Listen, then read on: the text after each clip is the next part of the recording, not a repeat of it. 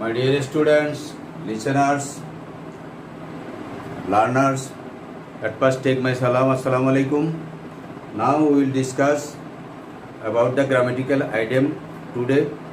Joining sentence or make sentence, both are corrected. You can tell joining sentence or make sentence.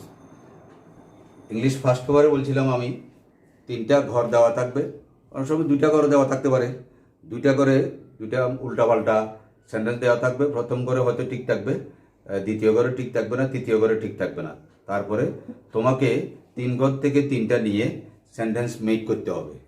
Sentence make করার সময় তুমি অর্থ বুঝতে হবে। অর্থ যদি না বুঝো তোমার সেন্টেন্স মেকিংটা ঠিক হবে না, মানে শুদ্ধ হবে না, সুন্দর হবে না। ঠিক আছে?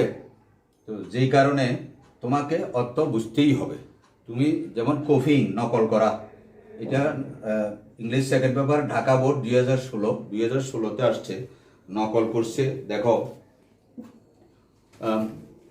আমি বইতে পড়তেছি, কফিং ইন দ্য এক্সামিনেশন প্রথম ঘরে আছে 1 নম্বরে, তারপরে 2 নম্বরে আছে ইট, 3 নম্বরে আছে দ্য স্টুডেন্টস হু, তারপরে আছে নাথিং, তারপরে 4th নম্বর ঘর খালি। এখন তোমাকে নিজে কি করতে হবে? ফার্স্টটা সেন্টেন্স তৈরি করতে হবে। তৈরি করার আগে তুমি বই পড়ি, মিনিং পড়ি, নিজে বইয়ের মধ্যে আগে দাগ দিয়েও করতে পারো, দাগ না দিয়েও তুমি যদি মনে রাখতে পারো তাও করতে পারো। তাহলে কপিং ইন দ্য এক্সামিনেশন বলিও না, এক্সামিনেশন কারেন্ট চলে গেছে। Examination, copying in the examination is কি হবে? এটা is a social crime. Social, এটা সোশিয়াল বলবা না, সোশ্যাল ক্রাইম, সামাজিক অপরাধ।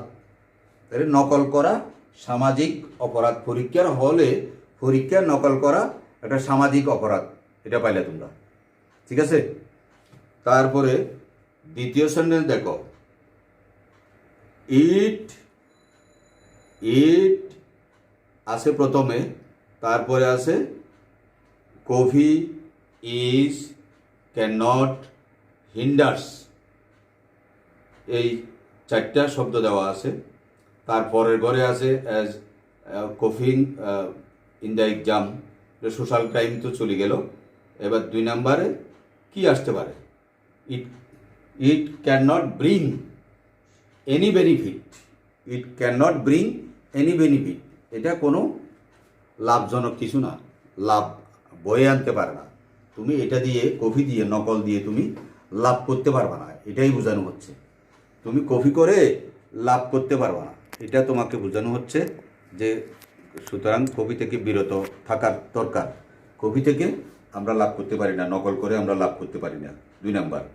3 নম্বর এখানে আমরা লিখলাম it can not bring any benefit. তারপর দেখো, it hinders our education and development, ব্যাঘাত ঘটায়। এটা আমাদের ব্যাঘাত ঘটায়, ক্ষতিগ্রস্ত হয়, আমাদের শিক্ষা এবং উন্নয়ন ক্ষতিগ্রস্ত হয়। এখানে বিভিন্ন ঘরে আছে, আমি আগেই মিলে রেখেছি যাতে তাড়াতাড়ি, কারণ না হলে সময় কভার করতে পারি না। তাইলে এটা আমাদের শিক্ষা এবং উন্নয়নকে কি করে? ব্যাঘাত ঘটায়। তারপরে the students who coffee in the exam deceive themselves, তাদের নিজের সাথে প্রতারণা করে। যে সকল ছাত্রীরা পরীক্ষার হলে নকল করে, তারা নিজের সাথে নিজে প্রতারণা করে। তুমি দেখো, চিন্তা করে নিজের সাথে নিজে প্রতারণা করা। নিজে পরীক্ষা দিয়ে আমি নিজের থেকে লিখে আমি 55 পাইলাম, আরেকজন নকল করি 85 পেয়েছি। There are gulf of difference between two, because I have ability to get 55 marks from myself. He has got 85 marks not for himself but to do copy, নকল করে পেয়েছি। তাহলে এটার কোনো সার্থকতা নেই। তোমার 55 যে সার্থকতা আছে, 85 সেই সার্থকতা নেই। যদি তুমি মনে করতে পারো সাময়িকভাবে তো সে লেটার পাইলাম, লেটার পাইলাম না, আমি তো বি না পাইলাম। হ্যাঁ, বি পাইলেও তোমার এটার মূল্য অনেক বেশি, তুমি তার থেকে অনেক বেশি জানো, ও কিছু জানো না, কারণ তার পুরোটাই নকল। তারপরে আসো, the students who copy in the exam deceive themselves, এটা বললাম।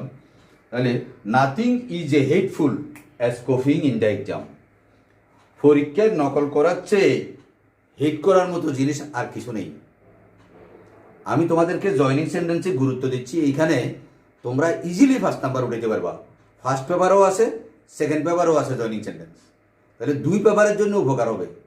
একই ধরনের, একই সিস্টেমে তুমি লিখতে পারবা। তাহলে তোমাদেরকে এটা বুঝে আসছে নকল করা? এটা আমার মনে হয় প্যাসেজটা সহজ, বোর্ড কোশ্চেন অনেক সহজ আসছে। তারপরে আমরা নেক্সট যেটা আলোচনা করব, কুমিল্লা বোর্ড।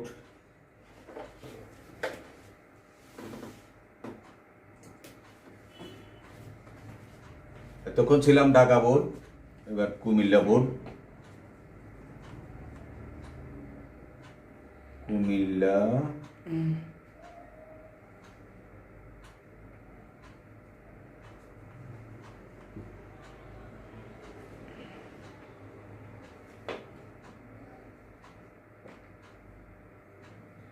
কুমিল্লা বোর্ড।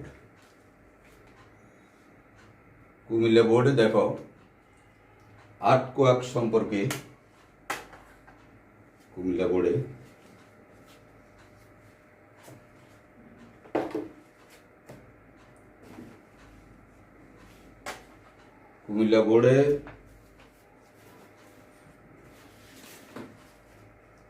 তাও 2016, কুমিল্লা বোর্ড 2016 আর্থকোয়াক সম্পর্কে আমি পড়বো এখন। আগে আমি বোর্ডটা মুছে নিই। তাও মেক সেন্টেন্স। নেক্সট দেখো make sentence English second, Comilla board 2016। Comilla বোর্ডে 2016 সালে আসছে এটা আর্থকোয়াক সম্পর্কে। আর্থকোয়াক বুঝো তোমরা? ভূমিকম্প। বন্যা আসলে সিগন্যাল দেয়, তারপরে জোয়ার পানি আসলে সিগন্যাল দেয়, 3 নম্বর সিগন্যাল, 4 নম্বর সিগন্যাল, 5 নম্বর সিগন্যাল, 6 নম্বর সিগন্যাল, এরকম সিগন্যাল দেওয়া হয়। কিন্তু আর্থকোয়াকের জন্য কোনো সিগন্যাল নাই, কোনো ইনফরমেশান নাই। আবহাওয়া দপ্তর থেকেও দিতে পারে না, কোথাও থেকে দিতে পারে না। আর্থকোয়াক হঠাৎ করে আসে। এটা একেবারে শহরের মানুষজন বিল্ডিং টিল্ডিং ভাঙিয়ে অবস্থা খারাপ করি ফেলে, এই কথাটাই বলা হয়েছে। এটা একটা প্রাকৃতিক বিপর্যয়। এই প্রাকৃতিক বিপর্যয়টা প্রায় ঘটে, হ্যাঁ, যেটা আমরা রোধ করার ক্ষমতা নাই, রোধ করতে পারি না। হ্যাঁ, তো এটা কোথাও পারে না, কোনো দেশ পারে না। কোনো দেশ আজ পর্যন্ত সেরকম প্রিপারেশান নিতে পারেনি, আমরাও পারিনি। তো এখানে এটা পড়লে তুমি বুঝতে পারবা এটা খুব একটা কঠিন না। বোর্ডের প্রশ্ন যেগুলি আসে আসলে খুব সহজ আসে। হ্যাঁ, আর্থকোয়াক প্রথম করে দিছে আর্থকোয়াক, দ্বিতীয় করে দিছে ইস, তৃতীয় করে দিছে ন্যাচারাল ডিজাস্টার। আমি প্রথম যেটা পড়ছি সেটা দেখো, earthquake is a natural disaster, অর্থাৎ প্রাকৃতিক দুর্যোগ। ডিজাস্টার মানে দুর্যোগ। হ্যাঁ, তো প্রাকৃতিক দুর্যোগটা এটা এমন এক ধরনের, এটা কখন আসবে কিভাবে আসবে আমরা বলতে পারি না অনেক সময়। তো ফলে এটা দ্বারা আমরা ক্ষতিগ্রস্ত হই। এইভাবে তোমাকে মিলাইতে হবে। যেমন প্রথম ঘরে ছিল আর্থকোয়াক, মাঝখানে ঘরে ছিল ইস, তারপরে ন্যাচারাল ডিজাস্টার ছিল তৃতীয় ঘরে। তেমনিভাবে এটা ইট ছিল প্রথম ঘরে, দ্বিতীয় ঘরে ছিল ইস, মোর ডিস্ট্রাকটিভ দেন ফ্লাড ছিল তৃতীয় ঘরে।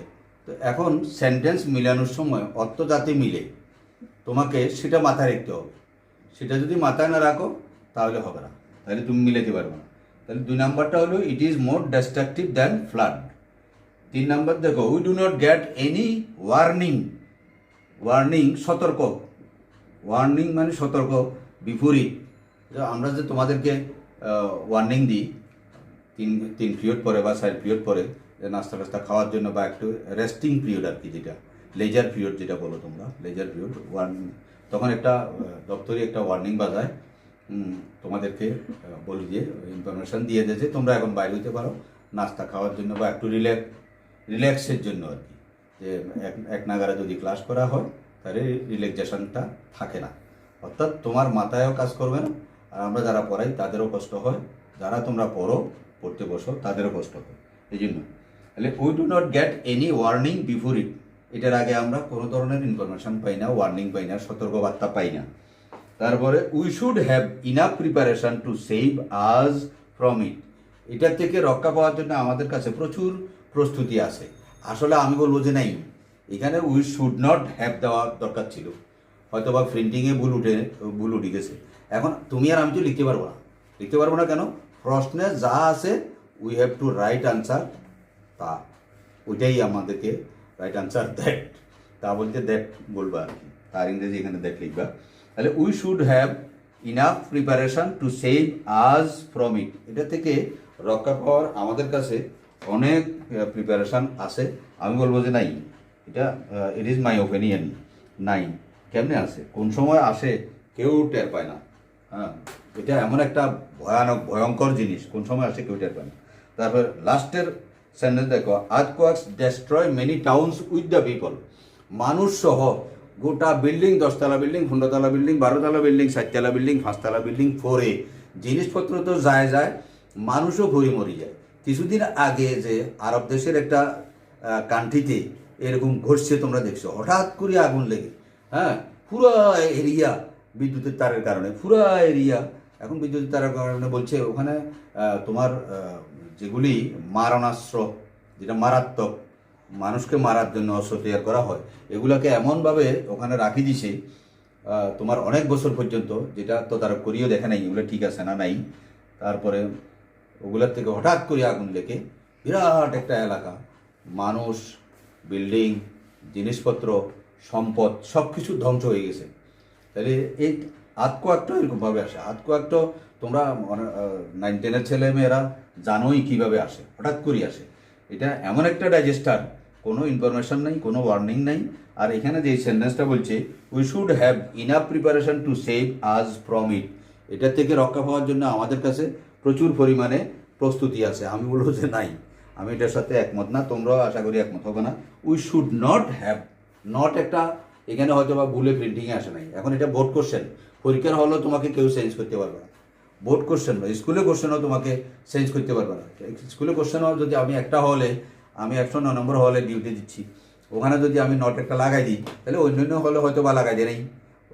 কোনো হল আছে যেখানে ইংলিশ টিচার ছিলেন না, উনি যিনি আছেন উনি হয়তো বা এই সম্পর্কে ওনার 100% ক্লিয়ার ধারণা নাই, তো উনি বলবো যে না, এটা হেড অফিস থেকে আসুক, অর্থাৎ যারা কর্মকর্তা আছেন, যারা পরীক্ষা পরিচালনা করছেন, তাদের ওখান থেকে আসলে তারপরে আমি তোমাদেরকে বলবো। এখন যত আসেও নাই, উনি বলতেও পারে নাই, তাহলে আমাদেরকে তখন কি করতে হবে, প্রশ্নে যেটা দেওয়া আছে সেটাই আনসার করতে হবে। এখন আমি তোমাদেরকে যেটা বুঝাইতেছিলাম, এভাবে যদি মেক সেন্টেন্স করো তাও তুমি ইংরেজি শিখতে পারবা। এখানে তুমি আতকোয়াক সম্পর্কে একটা ঘটনা জানতে পারলা, তার আগে একটা সংক্ষেপে ঘটনা জানছো কপিং সম্পর্কে, নকল করা ভালো না খারাপ, এটা তুমি বুঝতে পারলা, জানতে পারলা। এটা আতকোয়াক সম্পর্কে এখানে জানতে পারলা, হ্যাঁ, ভূমিকম্প সম্পর্কে জানতে পারলা, ছোট্ট করে জানলে আর কি ঘটনাটা। এটাও তো তুমি যদি এক লাইনের পর এক লাইন লেখো, ছোট্ট একটা প্যাসেজ হয়ে যাবে, ছোট্ট একটা প্যাসেজ হয়ে যাবে না? এটা তোমার সারাংশ আসতে পারে, মানে সাবস্টেন্স আসতে পারে, সামারি আসতে পারে তোমার, হ্যাঁ, সামারি তো তোমার আসবেই ইংলিশ ফার্স্ট পারে। তুমি মনে করো আতকোয়াক সম্পর্কে ওখানে একটা প্যাসেজ উপরে উঠে দিল, তুমি লেখার সময় সুবিধা হবে। তুমি এই সেন্টেন্সগুলোই হলো যে মেইন সেন্টেন্স, এই সেন্টেন্সগুলো যদি তুমি তখন সামারিতে লিখে দাও, you will get good marks I think. হ্যাঁ, তাহলে তোমাকে নাম্বার দিতে কার্পণ্য করবে না। তারপরে কপিং একটা, মনে করো এটা বড় প্যাসেজ দিল। এখন এখানে যে আমরা ফার্স্ট সেন্টেন্স কিছুক্ষণ আগে আমরা লিখলাম ঢাকা বোর্ড 2016 যেটা আসছে, ওই 5টা সেন্টেন্স যদি তুমি সংক্ষেপে এভাবে না এবিসিডি দি না, তুমি তো প্যাসেজ আকারে লিখে দিবা সেটা। অর্থাৎ এই লাইন শেষ হয়েছে, এখান থেকে আবার স্টার্ট করবা, এখান থেকে স্টার্ট করি এখানে আসি, শেষ হয়েছে আবার এখান থেকে স্টার্ট করবা। আর এখানে যে আমি সেন্টেন্সগুলো লিখছি, তোমরা একটা জিনিস লক্ষ্য করো, জয়নিং সেন্টেন্সে 3 ঘর থেকে আমি 3টা অংশ নিয়েছি। 3টা অংশ নেওয়ার সময় আমি এখানে কোনো ফ্ল্যাশ ব্যবহার করি নাই, ড্যাশ ব্যবহার করি নাই, কিচ্ছু ব্যবহার করি নাই। আমরা দেখি পরীক্ষার হলে বা এসএসসি পরীক্ষায়ও অনেক সময় আমি উপরের অংশটা মুছি তোমাদেরকে লেখি দেখাচ্ছি, মানে ছেলেমেয়েরা যেই ভুলটা করে সাধারণত। আশা করি তোমরা এটা করবা না, তোমাদেরকে এটা দেখাই দেওয়ার দরকার, দেখায় না দিলে হয়তো ভুল করতেও পারো। হ্যাঁ, তো অনেকে কি লেখে, মনে করো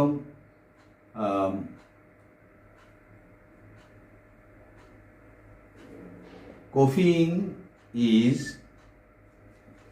এখানে ড্যাশ দিল, dash very bad task, task or crime. এখানে ড্যাশ দিছে, এখানেও ড্যাশ দিছে। আবার কেউ এখানে কি করে প্লাস দেয়, এখানে প্লাস দেয়।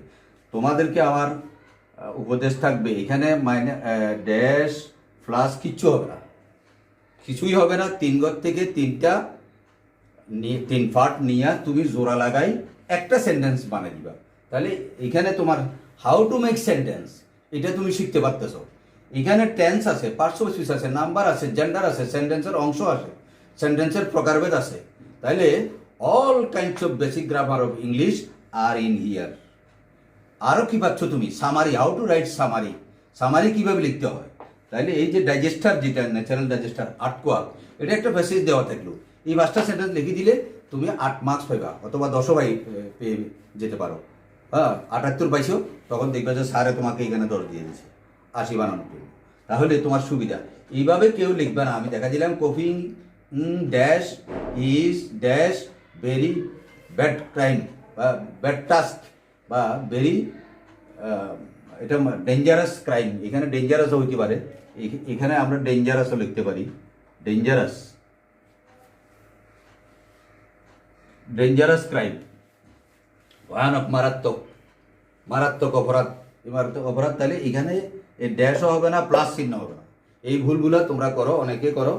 আর 9-এর ছেলেমেয়ে যারা, তারা তো 8-এ পাও নাই, হয়তো 7-এ পাইছিল জয়নিং সেন্টেন্স। তোমরা খুব ভালোভাবে ফলো করো। আমি বোর্ড কোশ্চেন দেওয়ার কারণ হলো যে নির্দিষ্ট করে দিলাম যাতে তোমরা খুঁজে পাই, প্র্যাকটিস করতে পারো। তাইলে শেষ পর্যন্ত কথা হলো কি, আমি জয়নিং সেন্টেন্স পারি এই কথাটা বলে রেখে দিবা না। কারণ অর্থ না বুঝলে অনেক ছেলে মেয়ে আছে আত্মক অর্থ বুঝে না, ডিস্ট্রাকটিভ অর্থ বুঝে না, ডেঞ্জারাস অর্থ বুঝতেছে না, ক্রাইম অর্থ বুঝতেছে না। তো না বুঝলে সে কীভাবে সে জোড়া লাগাবে সেন্টেন্সগুলো, অর্থ যদি না বুঝে। তাহলে এই এক উপকার হলো। মেক সেন্টেন্সের উপকার হলো টেন্স, নাম্বার, জেন্ডার, পার্সন তুমি বেসিক গ্রামার শিখতে পারলে এখানে। তারপরে how to write summary, summary কীভাবে লিখতে হয়, কারণ এটারও একটা ভ্যাসেজ দিতে পারে। তাহলে সামারি কীভাবে লিখতে হয় সেটাও জানলে তুমি, মেক সেন্টেন্স কীভাবে করতে হয় সেটাও জানলে তুমি, নাম্বারও পাইলা। তারপরে এই ধরনের তোমার আবার ন্যারেশনও আসতে পারে, তারপরে ট্রান্সফরমেশন আসতে পারে, তারপর কমপ্লিটিং সেন্টেন্স আসতে পারে। কমপ্লিটিং সেন্টেন্স শিখলেও তুমি গ্রামারের অনেক কিছু শিখতে পারবা। Thank you very much. Good bye for today. খোদা হাফেজ। ভালো থাকো, সুস্থ থাকো, স্বাস্থ্যবিধি মেনে চলো।